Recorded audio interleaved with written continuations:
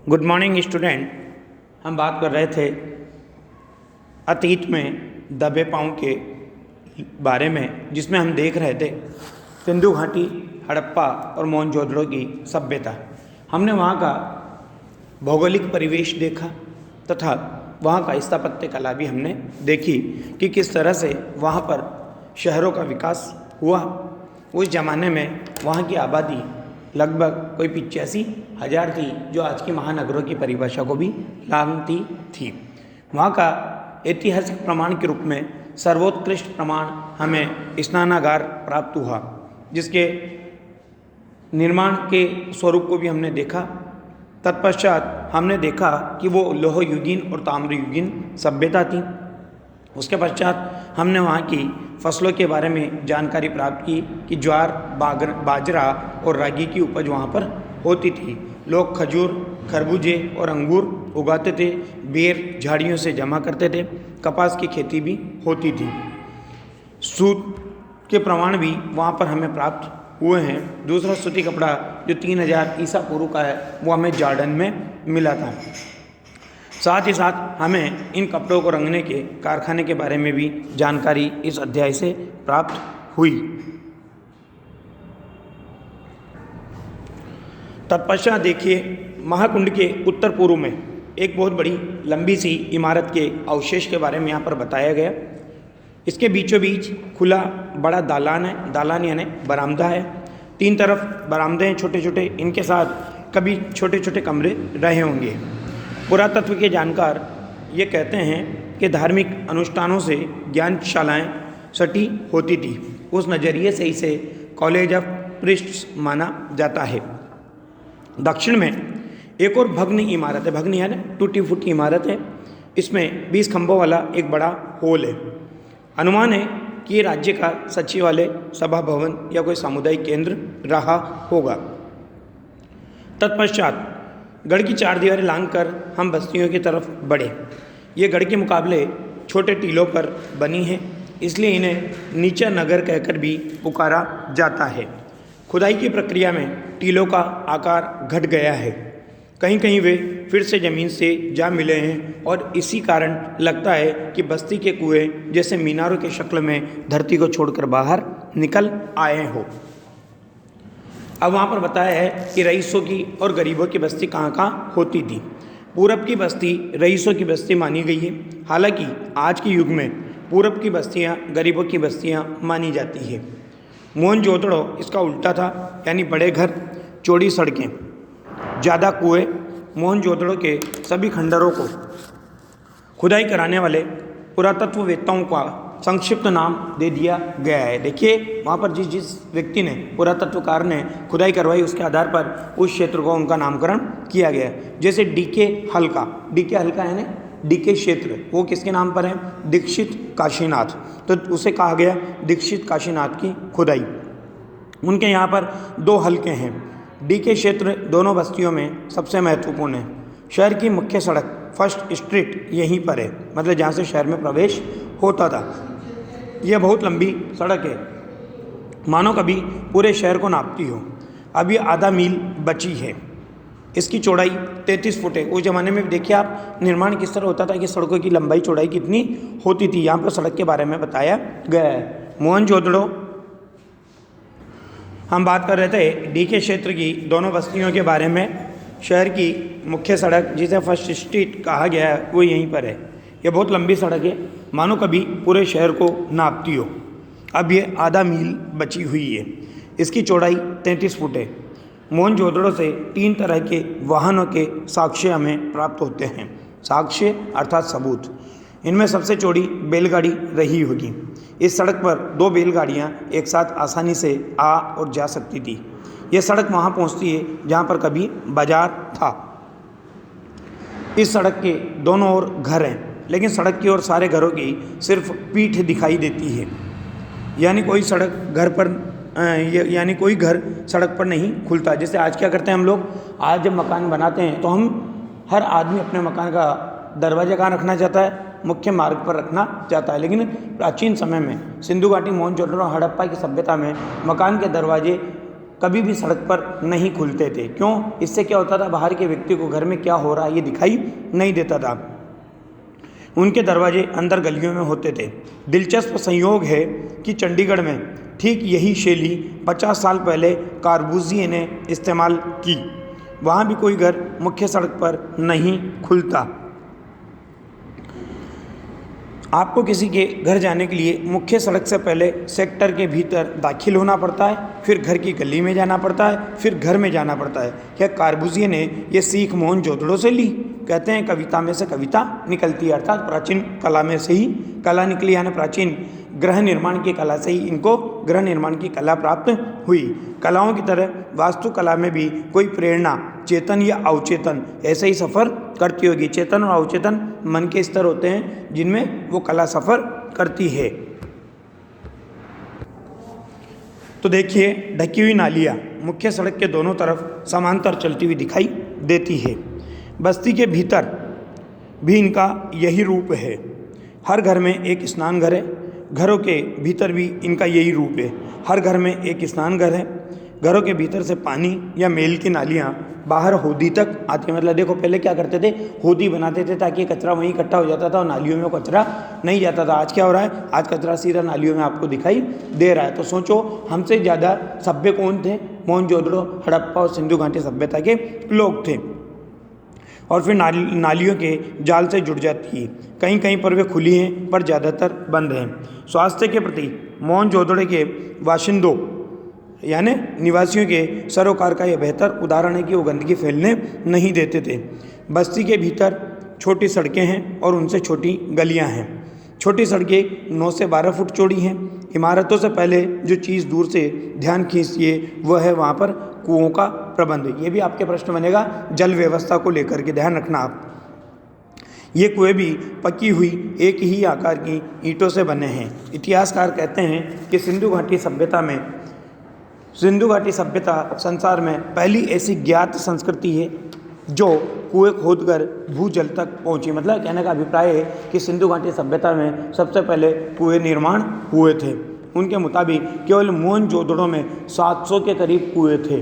Underline करना ये चीज़ कि मोहनजोदड़ो सभ्यता ने हमें जल व्यवस्था का एक सुचारू और समुन्नत स्वरूप हमें प्रदान किया। उस ज़माने में मोहनजोदड़ो में 700 के करीब कुएं थे। नदी, कुएं, स्नानागार, अगर हम इन सब की बात करते हैं और तो इनके साथ साथ हमें वहाँ की बेजोड़ पानी की निकासी को भी देखना होगा कि वो पानी की निकासी की व्यवस्था किस तरह से करते थे। क्या सिंधु घाटी सभ्यता को हम जल संस्कृति कह सकते हैं? बिल्कुल कह सकते हैं, क्योंकि वहाँ पर पानी के लिए समुचित व्यवस्थाएं हमें देखने को मिलती है। अब बात करते हैं आगे की। बड़ी बस्ती में पुरातत्व शास्त्री कौन होता है? इतिहास की झलक प्रस्तुत करने वाला, इतिहास की खोजबीन करने वाला। काशीनाथ दीक्षित के नाम पर एक हल्का है जिसको कहा जाता है DKG, मतलब दीक्षित काशीनाथ का जी क्षेत्र कहलाता है। इसके घरों की दीवारें ऊंची और मोटी हैं। मोटी दीवार का अर्थ यह लगाया जाता है कि उस पर दूसरी मंजिल भी रही होगी। कुछ दीवारों में छेद हैं जो संकेत देते हैं कि दूसरी मंजिल उठाने के लिए शायद ये क्षतिरों की जगह होगी, जहाँ से आप ऊपर वाली बिल्डिंग का काम शुरू कर सकते हो। सभी घर ईंट के हैं, एक ही आकार की ईंटें हैं, 1:2:4। अंडरलाइन करना ये, क्योंकि आपसे 1 नंबर के प्रश्न में ये पूछा जा सकता है। सभी भट्टी में पकी हुई ईंटें हैं। हड़प्पा से हटकर जहाँ पक्की और कच्ची ईंटों का मिला जुला निर्माण उजागर हुआ है, मतलब जहाँ पर कच्ची और पक्की ईंटों से मिला जुला निर्माण उजागर हुआ है, वहीं की हम बात करते हैं कि मोहनजोदड़ो में पत्थर का प्रयोग मामूली हुआ है। कहीं कहीं नालियाँ भी अनगढ़ पत्थरों से ढकी हुई दिखाई दी, मतलब जिन पत्थरों को काटा नहीं गया, बेतुके स्वरूप का जिनको हम कह सकते हैं, ऐसे पत्थरों से ढकी हुई नालियाँ भी हमें दिखाई देती है। इन घरों में दिलचस्प बात यह है कि सामने की दीवार में केवल प्रवेश द्वार बना हुआ है, कोई खिड़कियाँ नहीं हैं। खिड़कियाँ शायद ऊपर की दीवारों में रहती हो, यानी दूसरी मंजिल पर। बड़े घरों के भीतर आंगन के चारों तरफ बने कमरों में खिड़कियाँ जरूर होती है। बड़े आंगन वाले घरों के बारे में समझा जाता है कि वहाँ कुछ उद्यम होता होगा। उद्यम अर्थात व्यापार या व्यवसाय, जैसे कुमारी का काम या कोई धातु कर्म।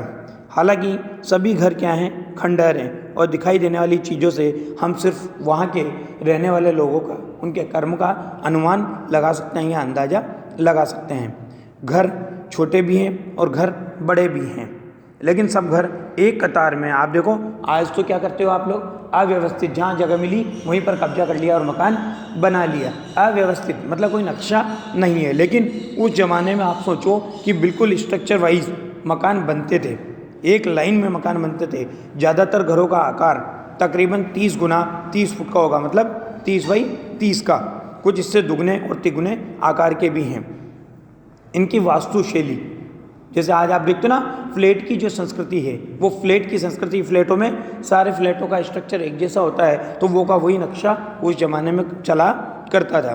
कुछ इससे दुगने और तिगुने आकार के भी है। इनकी वास्तुशैली कमोबेश एक सी प्रतीत होती है, व्यवस्थित और नियोजित। शहर में शायद इसका भी कोई कायदा नगरवासियों पर लागू होता हो। एक घर को मुखिया का घर कहा जाता है। इसमें 2 आंगन होते हैं और करीब 20 कमरे हैं। आप सोचो एक घर है वहाँ पर जिसे वहाँ के मुखिया का कहा जाता है, जिसमें 20 कमरे हैं और 2 आंगन बने हुए हैं।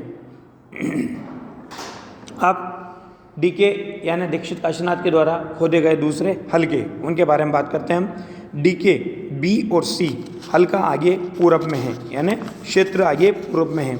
दाढ़ी वाले याजक नरेश की मूर्ति इसी तरफ के एक घर से मिली थी।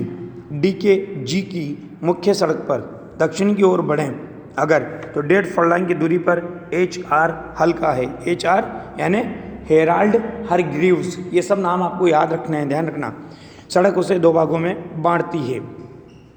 ये हल्का हेराल्ड हरग्रीव्स के नाम पर है, जिन्होंने 1924 और 25 में राखाल दास बनर्जी के बाद खुदाई करवाई थी। यहीं पर एक बड़े घर में कुछ कंकाल मिले थे, जिन्हें लेकर कई तरह की कहानियाँ बनती रही। प्रसिद्ध नृत्यांगना की मूर्ति भी यहीं पर हमें मिली। प्रसिद्ध नर्तकी शिल्प, जिसे कहा है, भी यहीं एक छोटे घर की खुदाई में निकला था। इसके बारे में पुरातत्वविद मार्टिमर व्हीलर ने कहा था कि संसार में इसके जोड़ की, यानी इसके मुकाबले की दूसरी चीज़ शायद ही होगी। यह मूर्ति अब दिल्ली के राष्ट्रीय संग्रहालय में रखी हुई है। यहीं पर एक बड़ा घर है जिसे उपासना केंद्र समझा जाता है। इसमें आमने सामने की 2 चौड़ी सीढ़ियाँ ऊपर की ओर जाती है, जो अब तक ध्वस्त हो चुकी है, ऊपर की मंजिल की तरफ जाती है।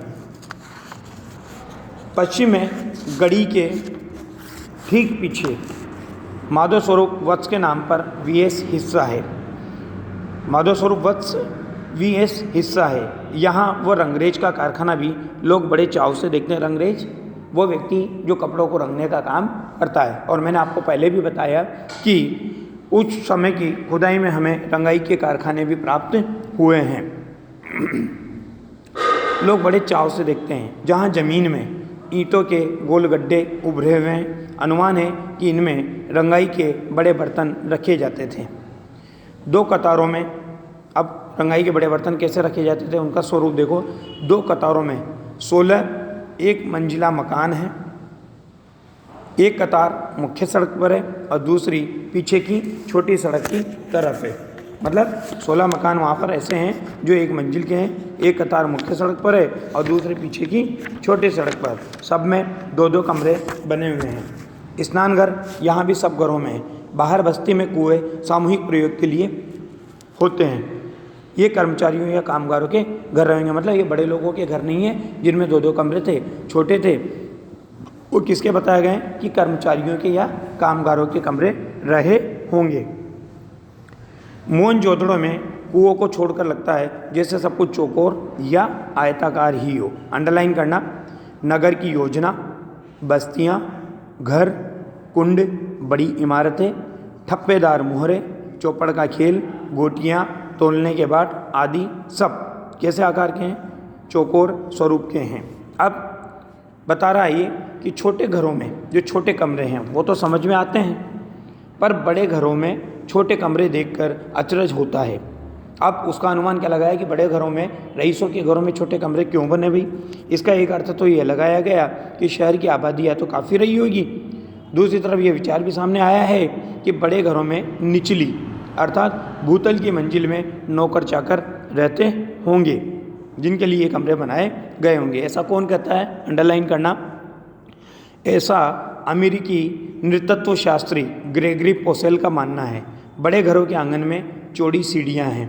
कुछ घरों में ऊपर की मंजिल के निशान हैं पर सीढ़ियाँ नहीं है, मतलब ऊपर मंजिल तो बनी हुई है परंतु सीढ़ियों का निशान वहाँ पर प्राप्त नहीं हुआ।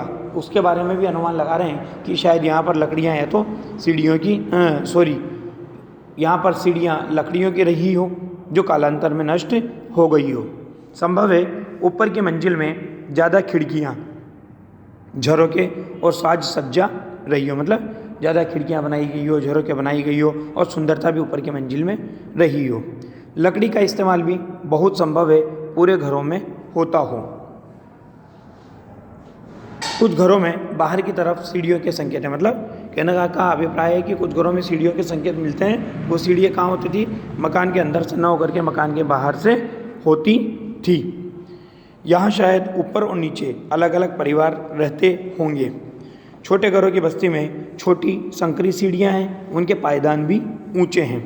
ऐसा जगह की तंगी की वजह से होता होगा, मतलब वहाँ पर सीढ़ियाँ तो बनती थी लेकिन कैसे बनती थी? छोटी और संकरी सीढ़ियाँ बनती थी और उनके जो सीढ़ियों का पायदान है वो भी क्या होता था? ऊंचा होता था। इसके कारण क्या मान रहे हैं वो? इसका कारण मूल रूप से जगह का अभाव मान रहे हैं।